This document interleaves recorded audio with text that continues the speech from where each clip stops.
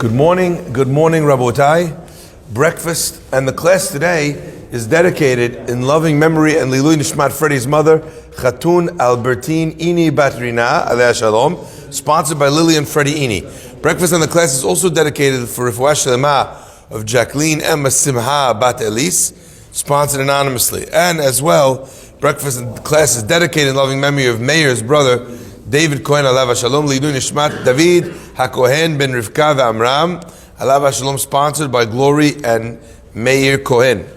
My friends, we're all familiar that in this parasha where we begin talking about the building of the Mishkan, the parasha opens up with the laws and telling them, Vayakhel Moshe et kol adat b'nei Israel. Moshe gathered all of the congregation of the Jewish people, Vayomer alehem, and he said to them, Ele adevarim asher tziva Amonai la'asot otam. These are the things that God commanded to do them. Sheshet yamim ta'aseh melacha. 6 days you should do, or work shall be done. Ubayom hashvi'i yelachem kodesh Shabbat Shabbaton laHashem. On the 7th day should be holy, Shabbat Shabbaton, a Sabbath of Sabbaths for God. Now, my friends, the question is asked, why is it that the Torah put in a parasha which is really all about the building of the Mishkan, why is the Torah put the laws or a exhortation for Shabbat? What does it have to do one with the other? And famously the Gemara explains that what is it that was asur on Shabbat? Hach de Mishkan chashiva. That which was chashuv in the Mishkan was asur on Shabbat. That which was not chashuv in the building of the Mishkan is not asur on Shabbat. And the Gemara goes through all of the various preparations that they needed to go through in order to build the Mishkan.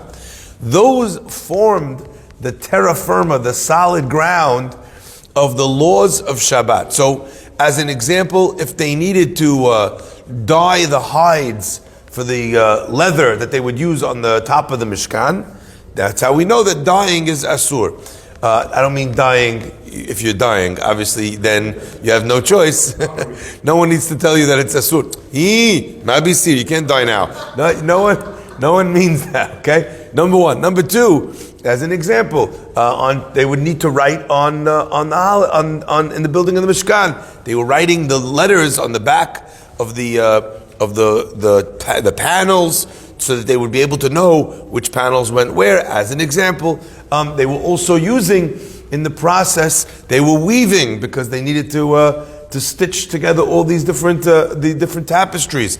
Not only that, also they were lighting fire. So all the various elements of the Mishkan, those teach us the laws of how a person knows that there's something is asur on Shabbat.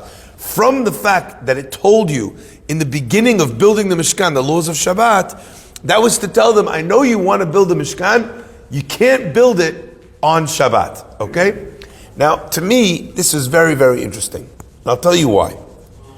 We have in the Torah, separate to the commandments that we learn out from the building of the Mishkan, we learn out very few outside of that framework.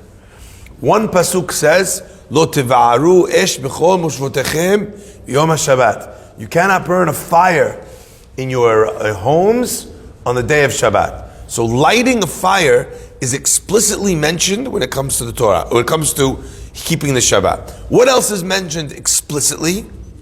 The ish al yetzem komo, a person should not leave his place yom HaShabbat. If you remember when Moshe was talking about the man, he told the Jewish people, you want to be able to go out and collect the man, you cannot leave your place on Shabbat. So we learn from there either the laws or both the laws of Techum, of traveling outside of a certain given amount of space on Shabbat, or also we may perhaps learn as well on a certain element the laws of transporting something from one place to another, the ideas of carrying. But everything other than those laws that we just discussed is learned out from the Mishkan. Now, to me, this is a super interesting thing, because it seems to be something which is very happenstance, something which is very arbitrary. I'll give you an example as to what I mean. Let's say, as an example, we were supposed to keep the laws of Shabbat. and for whatever reason, the Jewish people did not build a Mishkan. I'll give you a way of looking at that, a theoretical understanding.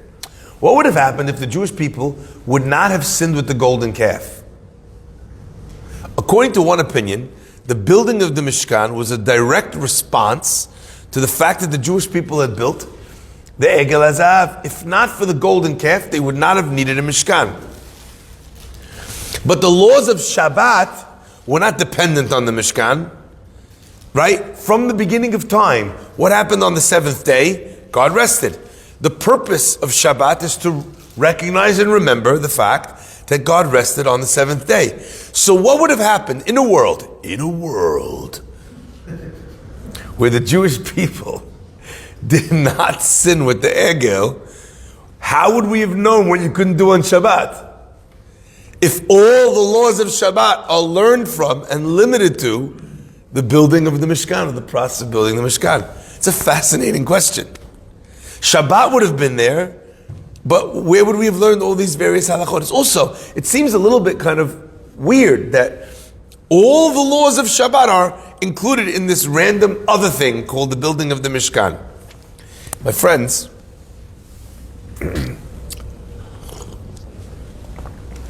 I think in some way we're looking at this a little bit incorrectly. And I think this inversion of the way we look at this actually yields a very special understanding of what Shabbat is supposed to become. You know, the idea of the fact that the Mishkan was being built as a house for God, and it needed all these different things to be done in order to create it, we ran through the entire gamut of creative activity. So everything that you would bring something into existence that was not there before, by changing its color, by changing its texture. So as an example, turning something from hard to soft might fall under a variety of different melachot, right? We find as an example, with regards to shechita, you take an animal, it is alive, and now it's dead through a process that you did to the animal. You've brought into this world a new reality through the process of shechita. So much so the Gemara asks, why is shechita asur? Is it asur because of mifarek, or is it asur because of another melacha? Okay? So it's clear that it's asur, we're just not sure why it's asur. Okay? So anything where you're creating a new status quo, you're bringing something into the world that was not there before, that's creative work, that's asur on Shabbat. And that mirrors the fact that during the days of creation, God creates new things, comes Shabbat, and God stops creating. Built into that is the concept that Shabbat is a day which has to be bereft of, cannot have within it any element of creation. The idea of the Mishkan was to try and build a new space, a space that was not of this world. Therefore, it took all of the creative processes to be able to fashion something that was in every way not born of this world. This is a very deep idea. I need you guys to hear this again, very clearly. That means that we took every creative process, all the ones that existed in the world, so to speak. Those 39 melachot represent every creative process that exists in the world. We created something through every one of those processes, and through that process, this thing called the Mishkan was not born of this world. Let me give you an example. Let's say the force of gravity exists on everything that we know within our scientific reality based on the things of this planet.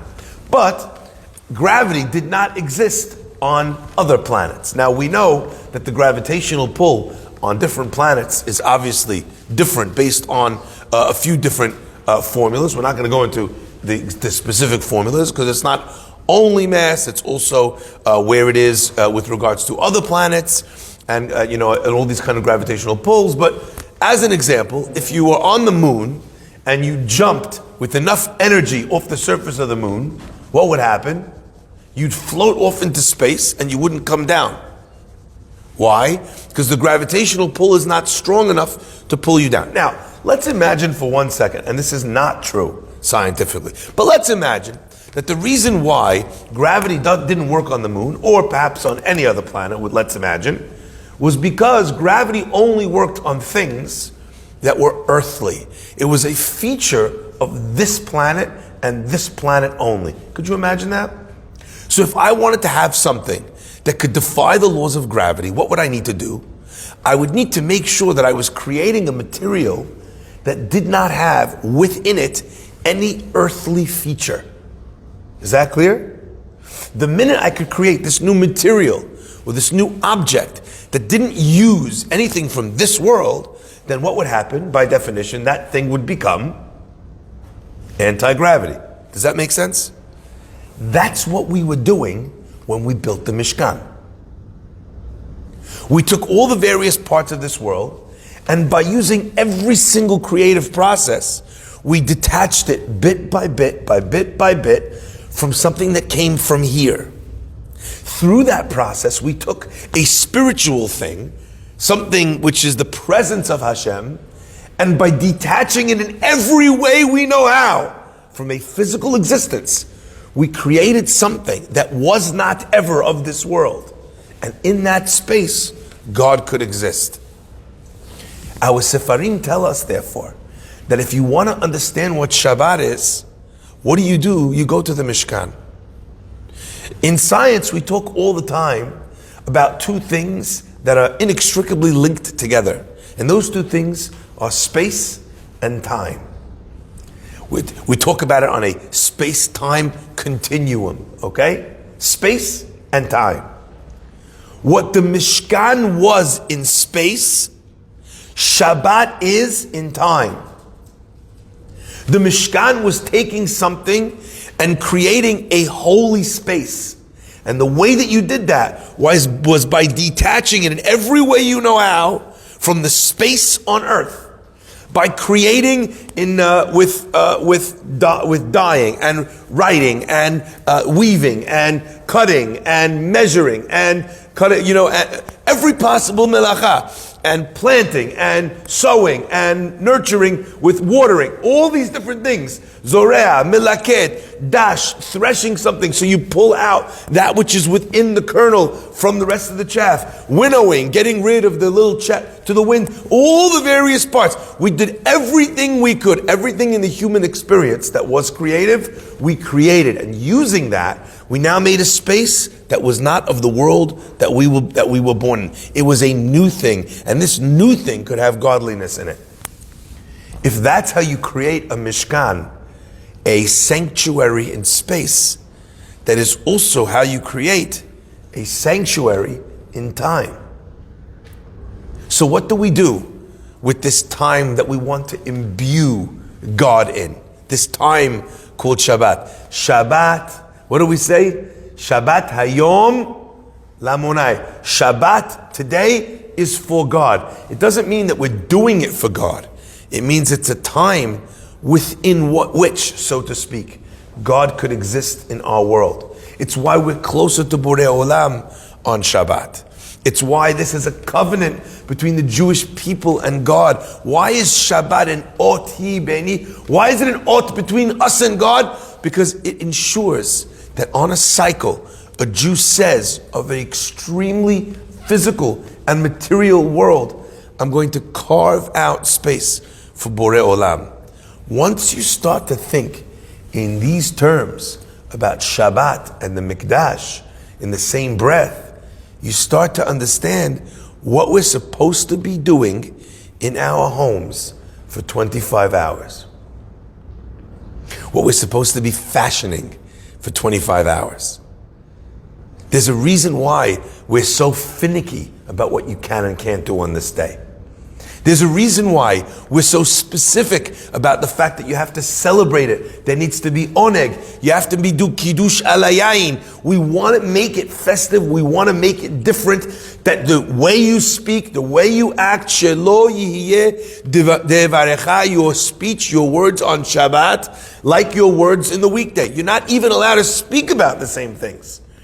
All these things are designed to help you create an alternate space, a space in time which is unlike the rest of the week. Every part of Shabbat should be different in every way from the rest of the week. Suddenly, my friends, you start to understand, again, once you have this idea, why this concept exists of Uvda Dechol and Ma'aseh Shabbat.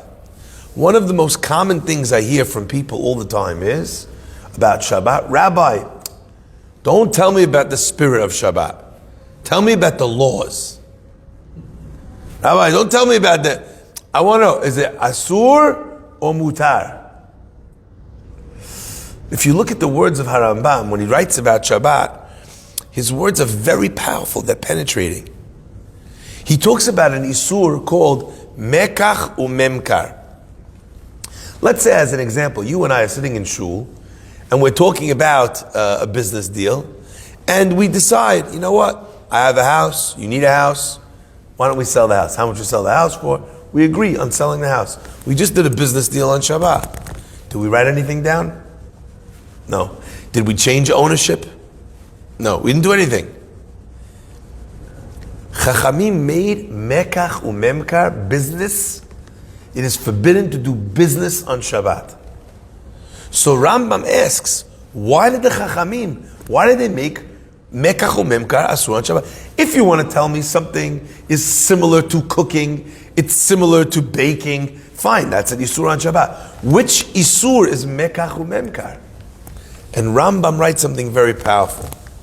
He says the entire idea of telling you all these things that you cannot do on Shabbat was in order for you to be able to take Shabbat, Vayakhel-Pekudei, and to sanctify it and to elevate it. If you're busy doing all these other things, you're not going to be able to elevate it. It's going to feel like any other day. So Rambam says the Chachamim understood that if you didn't winnow, and you didn't plow your field, and you didn't pluck the fruit off the branches, you didn't do those things. But then you went to the fair, you set up your stall, and you sold all day, all the product, without doing a melacha. Where would Shabbat be? My friends, the same way there's Shabbat on your hands, there's Shabbat of your mouth. The same way there's Shabbat of your mouth, what you're allowed to speak about on Shabbat, what you're not allowed, there's Shabbat of your mind. Now, Hirhurim, thinking thoughts on Shabbat, you're allowed to think thoughts. No one is saying that if you had an idea, I should buy that house. That Hirhurim is Asur. I'm not saying that. That's not what we're telling you. But that the mind can create a certain space, and if you're not doing that, you're not experiencing properly what Shabbat is. Now, these are very fine concepts, but I want to illustrate. For a second what this would mean. I saw yesterday in the news that there's a new jet that's being created. I don't know if anyone read about this. They're building a supersonic jet. They want to get from New York to London in 90 minutes. That would be great for me and Chazak. If it takes me as long to get to London, I could go to London, give a class, come back in the afternoon, give another class here. That I could be running, both places very easily, running back and forth. I'd love that. Okay? Supersonic jet. One of the things I noticed about the jet? I was reading the article. In order to have the aerodynamics they need to fly at that speed, they had to eliminate windows. So you're sitting in this tube, just like a sardine, just very, very luxurious sardine can, hurtling through the air at, Mach 3 or however speed they're going to want you to fly at, okay? There's no windows. So what do they put on the windows? Pictures. Technically, there's no reason why they can't take cameras, affix them to the perimeter of the plane. The picture takes a picture of the actual sky to your right and to your left, and then it can project that image on the wall. So you're looking at the screen, it looks exactly like you're looking out the window. And it's in real time. They could do that, right? They just can't have windows. I want you to imagine you're sitting in this plane, And they're beaming these images along the walls of the plane what's it called? A beautiful sunny day. Right? You feel one way when the sun is shining. How about the other side? Imagine, flip the image instead. It's a beautiful day. It's pouring rain, gray, horrible. You're in the plane, it doesn't make a difference to you. It still has an effect on an impact on your mood. That we know for sure. We know that already, correct? We know that in cities that have less sunlight, even for people that are indoors, they're not directly exposed to the sunlight, the rate of depression and sadness is much higher based on the exposure that they have to sunlight. Mental. My friends, that ability to look outside and something is not even real and have that impact on your mood to the point that you could potentially stick someone in this plane, and this is my thought experiment for the day, beam the flight pattern wherever, never actually take off. The guy wouldn't know the difference. Drive the plane, 60 feet into the, another hangar. Tell him we've landed, okay? Take him out the other side of the building, and the guy thinks he's arrived some other place. So I want you to imagine, okay, you like my experiment, thought experiment? Guy takes off at night, he lands in another place, the temperature is nice, the sun's shining, they take him down to some other room, they have music, he's in a spa, next thing you know, how that he feels on vacation. He don't know he's still in New Jersey. Nobody comes to New Jersey for vacation. Michaela, I grew up in New Jersey, I love New Jersey, the Garden State, fantastic. But ain't nobody saying, in Italy, the guy's in Milan, in Venice. You know what I really want? I want to go to Freehold. I'm looking into hotels in Secaucus. Nobody does that. But you could take a guy to a beautiful appointed hotel in Secaucus, tell him that you flew him to Rome, I don't know where, bring him into, you take him on this plane. The guy has no idea. If someone thinks they're on vacation, how do they feel?